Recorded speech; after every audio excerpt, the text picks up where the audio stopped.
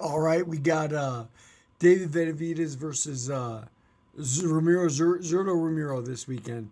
And it's a fight that I think is going to answer a lot of questions about David Benevidez for us.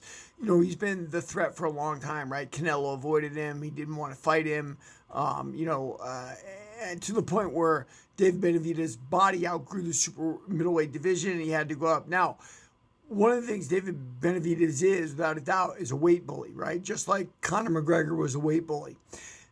And, excuse me. And when weight bullies go up, something happens. They get to eat a lot of food, right? And they have a lot of energy.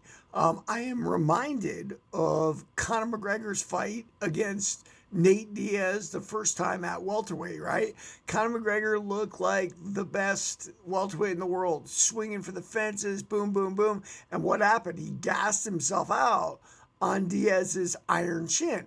And one of the things that weight bullies find out, and one of the reasons they're weight bullies, is when you go up and face someone who's a bigger dude, they take a lot more punishment, right? Like, and the ability to take punishment allows you to make mistakes. It allows you to be a little slower than the other guy. It allows you to do a lot of things. So I think, Benavidez won 2 titles at light heavyweight. There's no question what he does works there. He beat that Cuban guy. Oh, God, what was his name? Well, it doesn't really matter. The bottom line is he won. But now he's facing a true cruiserweight champion of the world. And not cruiserweight when it was 190. We're talking cruiserweight when it's 200 solid pounds in Zordo Ramirez. So the question is, when David hits him, what's going to happen?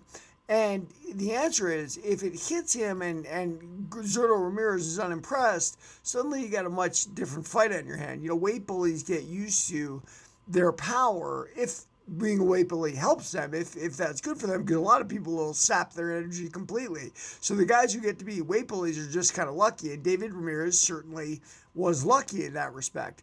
But what is he going to be able to do with a guy his own size now, right? Will Zordo Ramirez smile when he hits him and walk right through him, and then you're in a fight for your life because your devastating power, which is one of your best weapons, is no longer useful there. Now, Benevidez is much more than just a power guy, obviously, right? Because he won his 2 light heavyweight bouts by decision, which means he had to do work. He had to keep people off him enough to make them feel threatened.